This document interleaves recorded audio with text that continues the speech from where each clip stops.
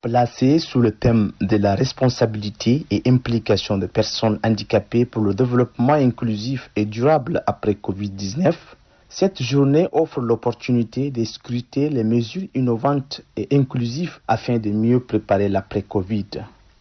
Le gouverneur de la province du Kanem, Ousmane Brahim Djouma, livre ses impressions. Votre engagement dans le gouvernement, Madame la ministre, pour les personnes vulnérables, doit être un exemple pour tous les filles et les fils du Tchad. Car, par votre sens de devoir citoyen et l'abnégation dans la défense des intérêts des personnes handicapées, vous avez pu obtenir du gouvernement l'autorisation des personnes handicapées à traverser les frontières tchado-camerounaises.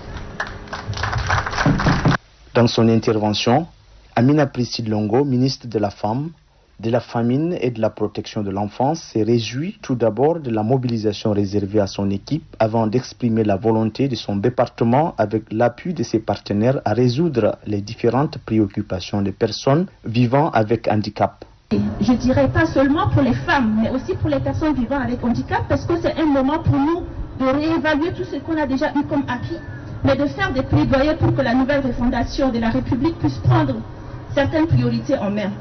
C'est pour cette raison que le président, après avoir écouté plusieurs fois les doléances des personnes vivant avec handicap, a demandé qu'on puisse leur rendre justice en ouvrant donc cette opportunité à ces personnes de pouvoir aller et revenir. Au niveau des Kousseries, ce n'est que la largesse du président du Conseil militaire de transition qui estime que nous devons, en tant que Tchadiens, en ayant l'amabilité de ratifier la convention relative aux droits des personnes handicapées, de pouvoir donner toute la liberté à cette couche de pouvoir exercer comme tout citoyen libre en République du Tchad. Nous avons au Conseil national de transition des personnes vivant avec handicap, nous avons cette couche au niveau du Conseil économique et social, nous avons aussi cette couche dans les préparatifs du dialogue national inclusif. Ce qui voudrait dire simplement que notre volonté en tant que gouvernement d'impliquer les personnes vivant avec handicap pour un développement durable et inclusif est réel. Et pour cela, nous allons continuer de faire le plaidoyer. J'ai bien écouté toutes vos doléances.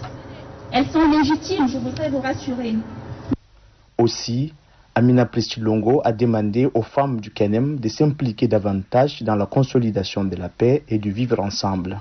Au cours de cette cérémonie de clôture, les motions de recommandation et du soutien au gouvernement et aux partenaires ont été présentées, suivies de remises de quelques attestations et un chameau de reconnaissance à la ministre de la Femme, de la Famine et de la Protection de l'Enfance par les fils et filles de la province du Kanem.